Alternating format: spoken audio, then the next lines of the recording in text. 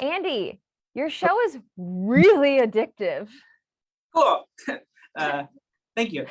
I hope, I End hope, of interview. hope, hope, hope it's a good addictive, not a bad addictive. But this, yeah. Hey, when it comes to streaming shows, addictive is good in any forms. Okay, let's talk about the resort. Of course, naturally, it just so happened a time that it came out right after White Lotus. But I feel like that's almost like a great entry point for you guys because it does have similar vibes, but then it takes you off on a completely different direction. For all those fans who do want to make that initial comparison, what would you say to them? I mean, the show was mostly written before White Lotus came out, and I loved that show. When I thought it was fantastic, and I also felt like to me the show could not be any more different. Like and I think you get the idea pretty quickly that it's different, and especially as each episode progresses and in the back half where we take some major left turns. Yeah, it's just but if it to me, I like I like going to any kind of like setting for anything I watch, whether it's a show or a movie. Like my favorite movies were always things like that took place. I mean, Jurassic Park. You go to an island for a couple of days, and that's just what I'm attracted to anyway. I think a lot of people are attracted to like a vacation on their TV or on screen, and so hopefully that serves as just like the simplest entry point, I guess. I love Cristin Milioti so much, and I love whenever she plays drunk because she captures it better than any actress out there. Was that just a dream for you to be able to have an actress who can just play those scenes so perfectly? I mean, I think it's just I find myself so lucky that to get to work with her for a second time, like to do this again, and she has this insane ability to go from like this kind of straddle the line between silly and sincere, and like within one scene, I'm laughing hysterically, and then by the end, I'm kind of grabbing the tissue box, and it's a really rare gift to be able to do that tonally and in a performance. And I think that like that's like her just one of her greatest strengths is that she can do that. And so yeah. I also think that one of her greatest strengths is that she has chemistry with, it seems like absolutely every person that you put with her. How did you get that pairing of Cristin and William? Talk me through the casting. Who came first?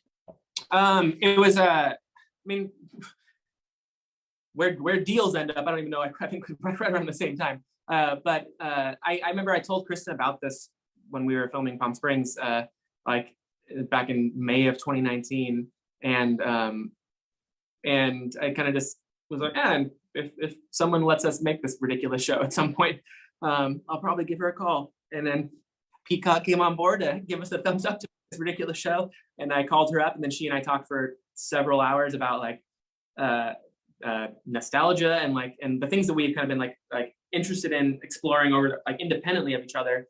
And then this story kind of like just was the center of that Venn diagram, I guess. And so and obviously we have a shorthand. So like and right around the same time, we when Ben Sinclair, the director of the first 4 episodes, came on, like we weren't doing like traditional callbacks or anything for any parts. It was just like mostly meeting with people. And Will was like I think the first person we met with. And Will I've been a fan of Will, and he's obviously incredible in The Good Place and everything else he's in. But Ben had actually worked with Will on High Maintenance, like on when it was a web series still back in like I think 2014 or 2015. And so they already knew each other. And when we met with Will, what was so great was that I felt like everything he had to say about the character. I when we finished that meeting, I went back into the script and he inspired me to write more for the character and write the character like more in his voice. And I think that's like that's another little special gift when you have someone that inspires you to make it better. And that's what he did. And then those two had been in a play together a long time ago. I think where they were playing a couple that was going through divorce, I think it was. And they already knew each other, and then so there's the shorthand between Will and Ben, me and Cristin and Will, and then like all of us together just were able to like, and I guess kind of capture what where this where the relationship is at the moment we meet them, where there's a true history between those two, both as people but also as characters within the story, and they just brought that entirely to the story. So I love that. I love that you talked about how Will was a big inspiration for you. I'm curious, what was the inspiration for you for this project? Did you have a really wild vacation? no, they're pretty boring, but I love them. I love vacation too, but it's nothing very exciting. But I also love, like, I so much of the show is about memory, and I feel like I think I have a bad memory, but the things I do remember, whether it's because I've seen so many photos of these as like from my childhood, but always vacations.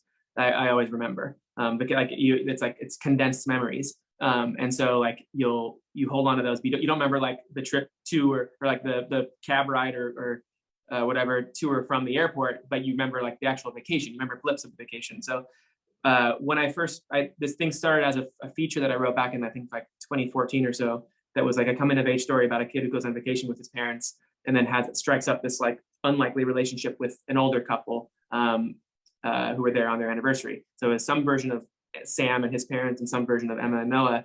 And then it was not a very good script. I didn't show it to anybody. I just put it away. But there was something about it I couldn't just quit completely. So I would just go back to it every year, look at it through the lens of wherever I was in my life at that point.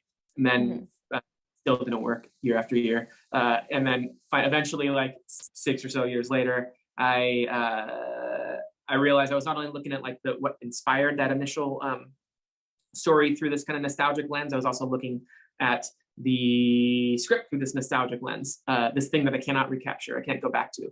And so I blew it up. I split up those characters over timelines, and you have a married couple who's trying to find out what happened to Sam and Violet, but also trying to find out what happened to them in that time.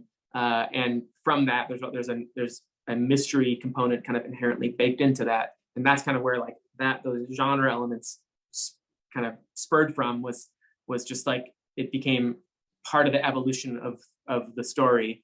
Yeah. Amazing. Awesome. Well, I'm so excited for everyone to see it. Thank you so much for your time, Andy. And it was such a fun binge. Thank you. Thank you so much.